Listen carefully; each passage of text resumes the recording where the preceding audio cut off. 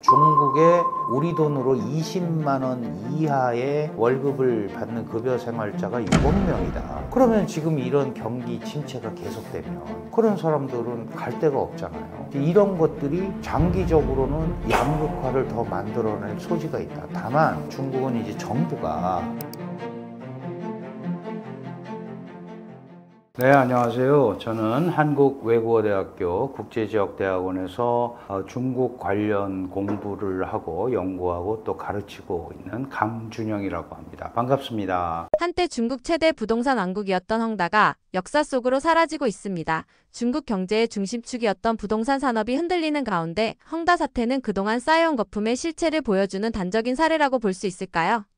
네, 그렇죠. 이 중국은 이제 개혁개방을 1978년에 했는데, 그러고 나면은 이 개혁개방을 지속적으로 이끌고 갈 수 있는 성장 동력이라는 게 필요합니다. 중국은 광활한 토지 자원을 가지고 있는 나라이기 때문에 부동산 개발을 통해서 자금을 집적하고 그걸 가지고 다른 데 투자를 하고 이런 이제 부동산 개발 모델을 이 소위 선택을 한 거예요. 그러다 보니까 이제 광활한 지방의 토지들을 개발상한테 소위 개발을 부탁을 하고, 그러면 이제 아파트도 짓고 공장도 짓고 뭐 회사도 짓고 건물을 짓지 않겠습니까? 그러면 이제 그걸 분양해서 나오는 자금으로 경제 발전의 동력으로, 자금의 동력으로 삼았다. 이렇게 이제 이해를 하시면 되는데, 중국은 1998년에 중국 사회주의 국가입니다. 사회주의 국가이기 때문에 주택을 전부 정부에서 분배를 해줬었어요. 그러다가 1998년에 주택 상품화라는 이름으로 이제 주택을 매매를 허가하기 시작을 한 거예요. 근데 아시다시피 사회주의 국가의 토지의 소유권은 국가한테 있습니다. 그러니까 사용권을 매매하는 거죠. 사용권을 이제 사고 팔고 양도를 하는 건데, 그런 모델을 통해서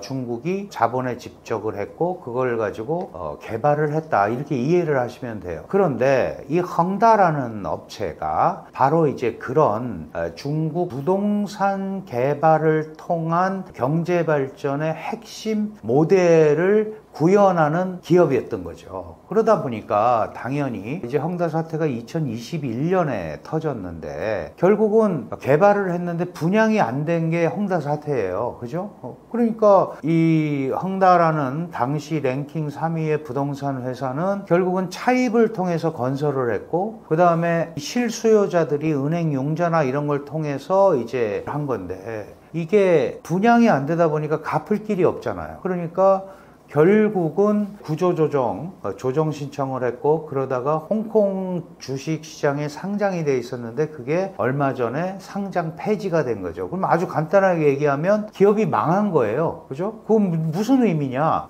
기존에 중국의 발전을 이끌었던 부동산 개발을 통한 성장 모델이 이제 끝이 나는구나, 이거를 보여주는 대표적인 사례입니다. 헝다가 3위 업체였고 또 1위 업체가 비구이엔이라는 업체가 있는데, 여기도 지금 거의 유사한 패턴으로 좀 가고 있어요. 조정 신청을 했고, 그런데 이제 그 다음에 할 수 있는 건 디폴트잖아요. 내가 더 이상 못 갚겠다. 그러면 이제 여기도 그렇게 위험하고, 또 하나 완커라는 이 세 회사가 랭킹 1, 2, 3위입니다. 근데 이 완커라는 회사는 이 비구이엔이나 헝다보다는 훨씬 더 재정 건전성이 좋은 걸로 알려져 있는데 역시 위기를 맞고 있거든요. 그러니까 이제 이 헝다 사태를 쭉 보면 이게 그동안 중국의 발전 개발 방식을 이끌어왔던 모델의 종언, 이 방식으로는 더 이상 중국 성장이 동력이 될 수 없다라는 것을 상징적으로 보여주는 대표적인 케이스가 바로 헝다 사태다, 이렇게 이해를 하시면 됩니다. 중국은 부동산 규제를 강화하는 과정에서 지방정부까지 나서 헝다그룹을 압박하는 행정조치를 내렸습니다. 동시에 헝다의 자산을 점진적으로 국유화하는 방식을 택했는데 그 배경에는 어떤 이유가 있을까요? 사실은 이제 중국 부동산 시장이 조금 얼어붙기 시작한 것은 그게 꼭 뭐 시진핑 체제 때문에 그렇다 이렇게 얘기를 할 수는 없어요. 그런데 개혁개방이 이제 가속화되고, 그 다음에 결국은 평등사회를 강조하던 중국에서 이제 부익부, 빈익빈 현상이 나타나기 시작을 했고, 돈을 갖고 있는 사람들의 투자처가 필요했고, 그러다 보니까 크게 두 가지로 갑니다. 투자라는 게 우리나라도 마찬가지지만, 하나가 부동산 시장, 시장이고 하나가 주식 시장이에요. 그런데 부동산 시장이 투기의 대상으로 전락했다라고 생각한 게 시진핑 체제의 생각입니다. 그러니까 주택은 사람이 거주하는 데지 투기의 시장이 아니다라는 얘기를 하면서 무분별하게 자본을 투입해서 이 소위 건물, 가옥을 건설하는 것을 제재하기를 시작을 했어요. 그게 이제 그러다 보니까 무슨 일이 벌어지냐 하면 보통 이제 뭐 세 가지 레드라인을 했다고 그랬는데, 예를 들어서 어떤 기업이 차입을 하면 자기 자본 비율이라는 게 있잖아요. 그 이상을 빌리지 못하게 하고 상환 능력을 또 보는 거예요. 너 이거 해서 갚을 수 있어? 거기까지만. 우리도 똑같죠. 우리도 DTV, 뭐 DLV 하는 게 같은 겁니다. 무턱대고 빌려줘서 그걸 만약에 못 받으면 그게 뭐가 돼요? 그냥 불량 채권이 되는 거잖아요. 그래서 그런 비율을 보고 세 가지의 레드라인을 정한 거예요. 그러니까 너가 상환할 수 있을 만큼의 금액을 빌려야 되고, 그거에 대한 이 소위 상환 계획서 그런 것도 다 내야 됩니다. 이렇게 하다 보니까 무분별하게 짓던, 이런 차입을 해서 짓던 많은 부동산 회사들이 더 이상 건설을 할 수 없는 이런 상황으로 간 거죠.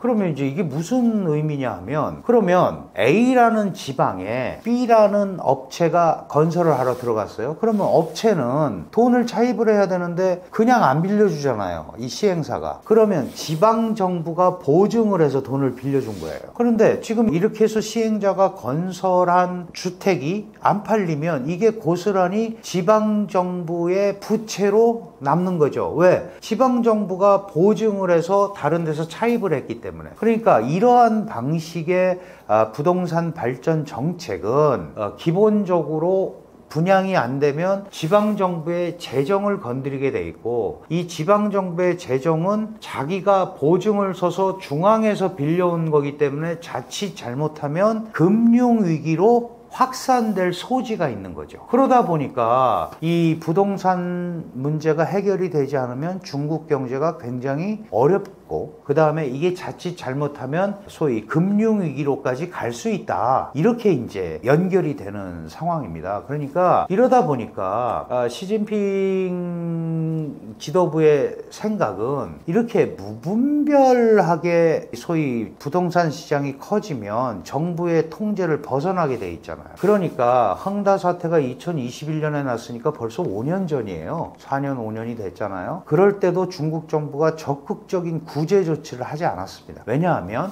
시장 상황이라는 게 있으니까 일정 부분은 시장에서 정리하도록 그렇게 생각을 했었는데, 여기에 워낙 우리도 그렇잖아요. 뭐 영혼을 끌어와서 영끌을 해갖고 소위 대출을 받았단 말이에요. 근데 아파트를 짓는 시행사가 도산을 하니까 건물이 없어지잖아요. 그러면 이 아파트를 구매한 사람은 살 데도 없고 돈은 빌렸으니까 갚아야 되고, 이런 이제 문제가 생긴 거예요. 그러니까 이 문제를 어떻게 처리할 거냐. 많은 중국의 경제학자들도 그렇고 또 해외 중국 경제 관찰자들도 이거는 대량의 자본을 투입을 해서 기본적으로 정리를 해야 된다라고 여러 주장을 했었습니다. 근데 중국 정부가 굉장히 그걸 주저했어요. 왜 주저했냐? 중국 정부는 돈이 있습니다. 지금도 3조 4천억 불에 달하는 어마어마한 외환보유고를 가지고 있기 때문에 막을 수는 있는데, 만약에 그 카드를 썼는데도 해결이 안 된다, 그럼 그 다음 카드가 없잖아요. 그래서 일정 부분은 시장 상황에다 맞췄다. 그런데 이 경제가 너무 안 좋아지니까 결국은 20기 3중전회라는, 작년이죠, 중앙위원회 전체회의 8월에 열렸습니다. 여기에서 처음으로 중국 경제가 어렵다라는 것을 시진핑이 시인을 하고, 그때부터 부양 조치에 들어갑니다. 부양 조치에 들어가는데, 부양이라는 건 결국 이제 시중에 자금을 공급하는 거잖아요. 유동성을 공급을 하고 정책적으로 화폐 정책을 더 폭넓게 쓰는 건데, 문제는 이게 실수요자들한테 가는 게 아니에요. 그 부동산 기업들한테 많이 주는 거예요. 주식시장 붕괴를 막기 위해서 증권회사한테 돈을 공급하듯이 부동산 시장 붕괴도 막기 위해서 부동산 업체한테 망하지 말라고 준 거예요. 그러니까 기업들은 그 자금을 받아갖고 일부 버틸 수는 있어요. 그런데 계속 지속적으로 버티려면 결국은 부동산 시장 심리가 살아나야 되잖아요. 근데 이제 중국 경제에 대한 믿음감이 없으니까 중국의 실수요자들이 부동산을 구매하지 않는 겁니다. 그러다 보니까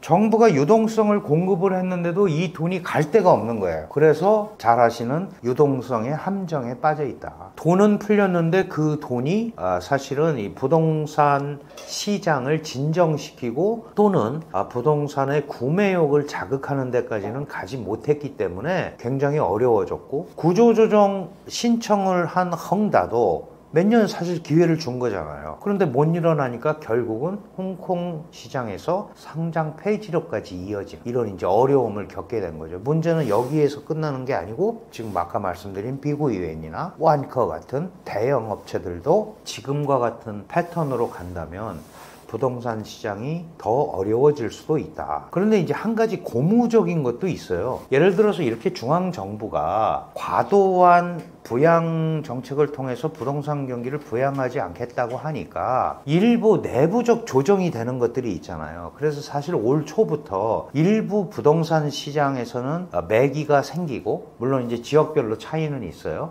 약간 그 부동산 시장이 안정되는 모습도 보이기는 했습니다. 그런데 그게 전체적으로 중국 경제 전체를 이끌고 가기에는 한계가 있는 거죠. 왜냐하면 많이 들어보셨겠습니다만 한때 중국의 부동산 시장은 제가 개발 전략으로 택했었다고 그랬잖아요. 중국 경제 발전에 한 중국 전체 경제의 40% 정도를 차지하는 제1시장입니다. 왜냐하면 연관 산업이 굉장히 크잖아요. 우선 뭐 토지도 토지지만 시멘트 산업, 가전 산업, 뭐 온갖 산업이 여기에 다 연관되어 있잖아요. 아파트를 지으려면 도로 건설도 해야 되고, 그죠? 그러니까 이런 것들이 다 연계되어 있는 산업이기 때문에 부동산 시장의 한 40%를 차지하고 있었는데, 이제 경기가 안 좋다 보니까 지금 30% 이하로 약간 축소가 됐어요. 차지하는 비중이 25%까지 떨어졌다고 그러는데, 말이 그렇지 중국이라는 거대 경제체에서 4분의 1 이상을 차지하고 있는 이 부동산 시장이 지속적으로 침체되고 무너진다? 이거는 결국은 중국 경제에 치명타가 될 수가 있는 거예요. 그래서 이 홍콩에서의 주식시장에서의 상장 폐지라는 게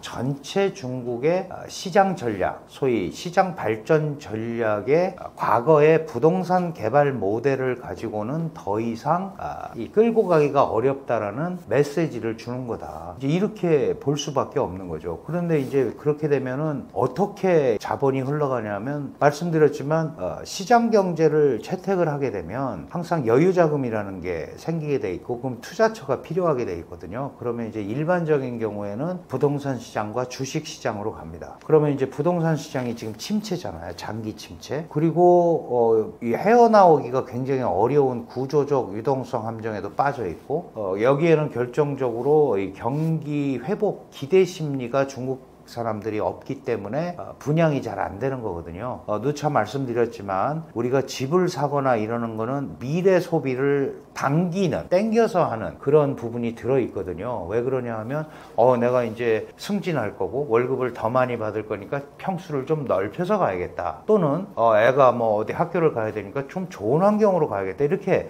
미래 소비를 당겨서 쓰는 겁니다. 근데 경기가 안 좋다고 계속 생각이 되니까 돈을 쓰지를 않는 거죠. 그러면은 부동산 시장에 못 쓰는 거예요. 그러면 중국 정부 입장에서는 그래도 자금이 흘러갈 수 있는 데를 만들어줘야 되잖아요. 그게 바로 주식시장이에요. 그래서 이렇게 경기가 안 좋다고 그랬는데 올 초, 작년 말부터 주식시장의 특정 업종들은 이제 정부가 선택적으로 이 소위 투자를 강화하는 부분들이 있잖아요. 그런 거는 주식이 폭등을 하는 사례도 나타나고 있죠. 물론 그것도 이게 거품이라서 위험하다라고 얘기하고 있지만 그 지금 언저리에서 중국 경제가 배회하고 있다. 이렇게 이해를 하시면 될 것 같습니다. 이 사태로 인해 중국의 빈부격차가 더 심해지게 되는 걸까요? 결국은 이제 경기가 안 좋아진다라는 거는 뭐 사실은 중국도 계속 겪고 있고 앞으로도 특별하게 경기 회복 기미가 보이지 않고 있는 건 사실이에요. 근데 올해 상반기에 중국 경제는 5.3% 어쨌든 수치상으로는 5.3%라는 성장을 했고 미국의 관세 압박을 받았습니다마는 2.9%의 수출 증가율, 무역 증가율도 보였거든요. 그러니까 다른 나라하고 비교해 보면 그렇게 나쁜 수치는 아니에요. 그리고 중국 같은 거대 경제체가 어쨌든 신빙성은 둘째치고 5.3%의 경제 성장률을 거두었다라는 것은 상당히 성장을 한 건데, 문제는 아시다시피 코로나 팬데믹 3년을 겪고 그 다음에 리오프닝 정책이라고 해서 완전히 시장을 개방하는 정책을 펼쳤는데 효과를 못 봤잖아요. 그러고 나서 지금 강력한 대중 견제를 관세를 통해서 하든, 물론 중국에만 하는 건 아니죠. 전 세계를 대상으로 하는 트럼프의 거의 관세 제국주의에 가까운 관세 정책들의 영향을 또 받고 있기 때문에 경제가 좀처럼 회복을 하거나 살아나기가 굉장히 어려워요. 이렇게 되면 이제 무슨 일이 벌어지냐 하면, 원래 여유 자금을 갖고 있었던 사람들은 상대적으로 영향을 덜 받죠. 그런데 우리 보통 엔겔 개수 얘기 많이 하잖아요. 내가 버는 거에 90%는 밥 먹는 데 쓴다 그러면 엔겔 개수가 90인데, 그렇게 소위 서민들은 경기가 안 좋아지면 자신이 받고 있는 급여에 그 손해가 오게 되잖아요. 급여를 제대로 받아도 살기가 어려운데 급여가 깎인다거나 이런 현상이 나오면, 예를 들어서 내가 100원 벌어서 80원을 먹는 데 썼는데 지금 월급이 80원으로 줄었다 또는 70원이 됐다 그러면 옛날 수준을 유지하기가 어렵잖아요. 그러니까 그렇게 그 민생의 변계에 있는 사람들, 이런 사람들은 살기가 굉장히 어려운 거죠. 벌써 몇 년 된 얘기지만 당시 이제 리커창 총리가 그런 표현을 했어요. 중국에 우리 돈으로 20만 원 이하의 이 월급을 받는 급여 생활자가 6억 명이다. 그러면 지금 이런 경기 침체가 계속되면 그런 사람들은 갈 데가 없잖아요. 이런 것들이 장기적으로는 양극화를 더 만들어낼 소지가 있다. 다만 중국은 이제 정부가 칼자루를 쥐고 있으니까 다양한 형태를 통해서 재분배라든가 이런 걸 하려고 노력을 하겠죠. 그러나 시장 경제를 일단 채택을 했고 전 세계 경제가 안 좋으니까 중국도 어려움을 당분간은 겪을 수밖에 없다. 그럼에도 불구하고 여전히 세계 제조업 1위 국가예요. 그러면은 이제, 그리고 주식 시장은 조금 그 소위 희망의 빛이 보인다고 생각을 하니까 최근 들어서 이제 글로벌 투자자들이 중국의 주식 시장이나 이런 데 약간 또 투자의 기미가 조금 보이고 있어요. 이제 선택과 집중이라는 차원에서, 특히 이제 중국 같은 데는 AI 분야라든가 이런 부분에 대해서는 괄목할 만한 성장을 하고 있잖아요. 그러니까 과학기술 분야 이런데, 테크놀로지 분야에는 외국 기업들도 좀 관심을 가지고 들어오는 부분도 있는 것 같습니다. 그러나 아직 전면적으로 중국 시장의 어떤 경제가 회복이 되거나 그런 부분은 구체적으로 나타난 증거는 별로 없다. 대도시는 조금 풀린 것 같은데 지방도시 같은 데 가면 여전히 소비나 생산 이런 부분들이 잘 안 이루어지고 있다는 것을 아마 느끼실 수 있을 겁니다. 요즘 이제 한국에 새 정부가 출범을 했고 미중 전략 경쟁이 계속되고 있고 전 세계적으로 국지전들이 많이 벌어지고 있습니다. 이스라엘, 이란, 그다음에 캄보디아, 태국, 중국과 인도의 국경 충돌을 비롯해서 아주 다양한 형태의 어수선한 상황이 벌어지고 있고, 특히 우리는 북한이라는 아주 이질적인 존재를 두고 있는데 여기에는 또 미중 관계 요소 굉장히 많이 끼어 있어요. 그래서 지금 한국 새 정부의 대외 정책 이런 데 대해서 관심을 많이 갖고 있는데, 사실 한국 정부가 선택할 수 있는 공간은 크지 않습니다. 그리고 저는 미국과 중국 중에도 그걸 선택해야 됐다. 선택을 해서 해결되면 선택하면 되죠. 근데 그렇지 않기 때문에 한국의 입장을 전략적으로 설득하는데, 양측의 우리 입장을 개진하고 설득하는데 좀 초점을 맞췄으면 좋겠고요. 또 한 가지는 최근에 시진핑 실각설, 위기설과 관련해서 너무 많은 얘기들이 나돌고 있습니다. 그런데 그런 거에 너무 휩쓸리지 않았으면 좋겠어요. 제가 늘 강조드리는 겁니다만은 시진핑의 몰락이 공산당의 몰락은 아닙니다. 시진핑은 물러날 수 있지만 공산당은 물러날 수 없습니다. 언제든지 조정과 타협이라는 이름으로 공산당 체제 시스템의 유지는 기본적으로 갈 수밖에 없기 때문에 지도자의 어떤 몰락 이런 것들에 너무 물론 이제 분명히 영향은 있겠지만 확인되지 않은 소식에 너무 일희일비하지 않는 그것보다는 더 본질적으로 공산당 시스템 이런 쪽의 운영이 어떻게 돼 있는지를 조금 한번 한 발짝 물러나서 생각해 보시는 계기가 됐으면 좋겠습니다.